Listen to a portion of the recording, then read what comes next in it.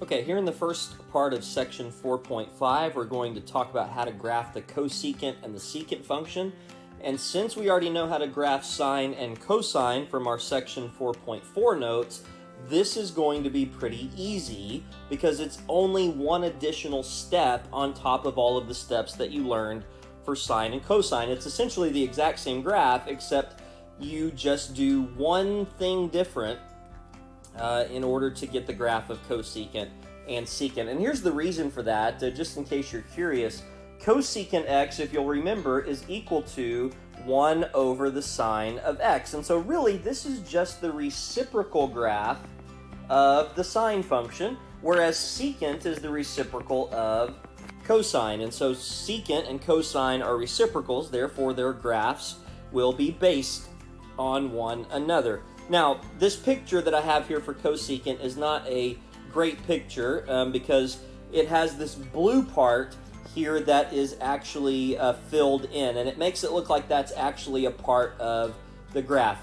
It is not a part of the graph. I wish it was more dashed like this picture over here, but I do want you to look at this blue part and notice that this is the sine parent function. And so the actual cosecant graph, which is this reddish, maroonish, pinkish part, this is the cosecant graph, and it's basically built off of the sine graph, except for the sine graph, wherever it has a 0, the graph on cosecant is going to have a vertical asymptote. So notice that we have a vertical asymptote here. We have a vertical asymptote at pi, since that was a 0 of the blue sine graph.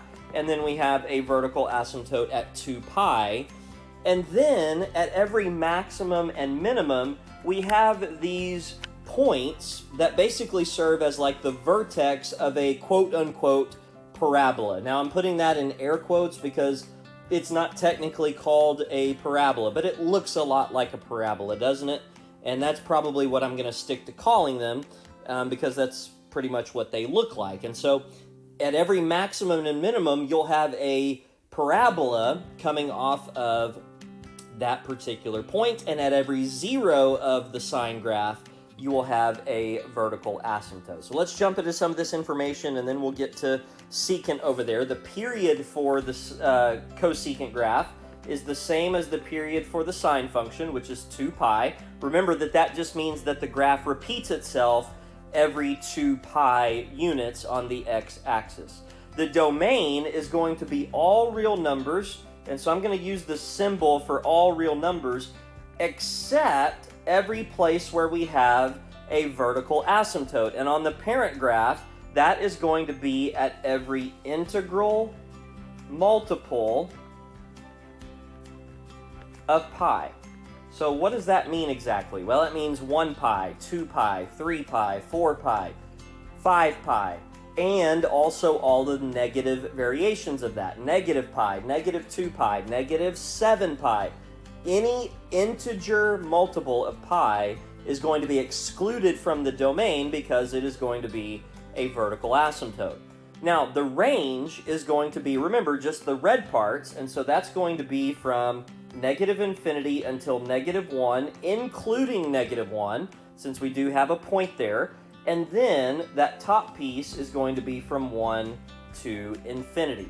Okay, so again, you kind of have to blank out the blue part in your mind. Just the red part is the cosecant graph. And so there you can see the gap in the range from negative 1 to 1, which puts the range negative infinity to negative 1 and 1 to infinity. Now, you're going to have vertical asymptotes on this graph, and those are going to occur at those integral multiples of pi. So that's exactly what you would put here again for this blank, is integral multiples of pi. And then finally, there is some symmetry to the cosecant graph. It is symmetric to the origin, and so therefore it is odd. Okay, the secant graph is the reciprocal of cosine. And so that means that we're going to draw a cosine graph in order to help us get our secant function. And so you can see here this dashed cosine graph right here.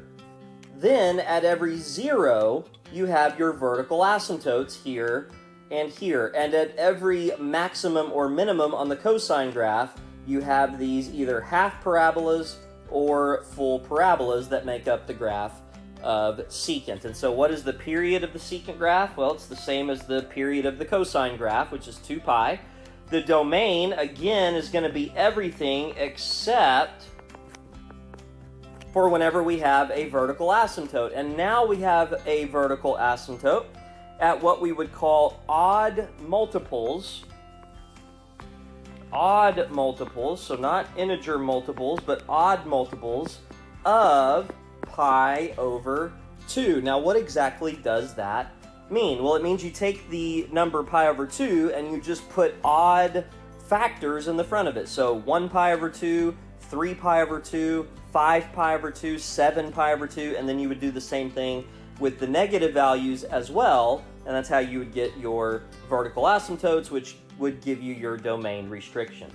Okay, the range is going to be the same as secant, so negative infinity to negative 1, and then including 1 until infinity. We're going to have those vertical asymptotes again, as we said, at odd multiples. I'm just going to abbreviate there, of pi over 2. And then there is some symmetry to the secant graph. It is symmetric to the y-axis, which will make it even. Okay, we are ready to jump right into example 1 now. We're going to graph 3 secant of pi over 2x. And so what you should notice here is that this is a secant function, which is the reciprocal of cosine. And so we're going to essentially find all of the same information that we would for a cosine function. And then at the end of this, all of the zeros are going to become vertical asymptotes, and all of the maxes and mins will become quote-unquote vertices for quote-unquote parabolas. And so let's start by finding the information for a cosine graph. That would be, first of all, starting with the amplitude, which is given by the number in the front of the secant there, which is 3. And then the vertical shift, which would be at the end of the function. And so since you don't see a vertical shift, we can put it as 0. And so y equals 0 is going to be my midline. That means my upper y value is going to be 3, and my lower y value is going to be negative 3. The next thing we want to find is the period. We're going to use the same formula that we used before, which is 2 pi divided by b, which in this case is pi over 2. Now, when I divide by pi over 2, I'm essentially just multiplying by the reciprocal. So this is going to be times 2 over pi. The pi's are going to cancel out, and I'm going to get a period of 4. That makes my x increment very easy, because remember, my x increment is period divided by 4, which is going to give me 1.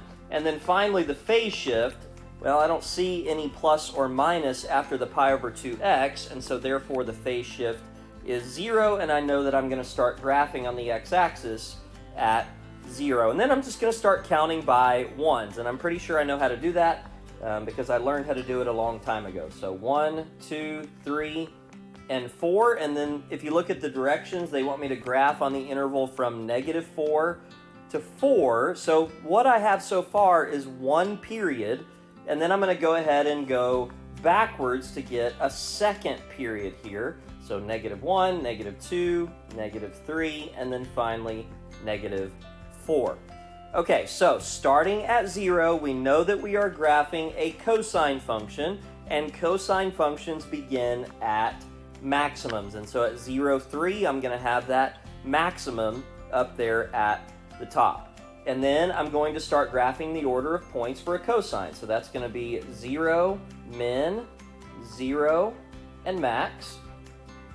And then I'm going to go the other direction. So since I am at a maximum here at 0, I know the next point is going to be a 0, and then another min, and then a 0, and then finally a max at negative 4. And what I'm going to do now is I'm just going to basically sketch graph, so dashing the line through those points. And so here is the cosine function, but I remember that that's not the function that I'm trying to graph. I'm trying to graph a secant function. And so what that means is that at every 0, which would be at -3, at -1, at 1, and at 3, I'm going to have a vertical asymptote. And so I'm going to do that in black. And so here at -3, I'm going to have a vertical asymptote. At -1, a vertical asymptote. At +1, and at +3. Those are where my vertical asymptotes will go on the 2 periods of this graph.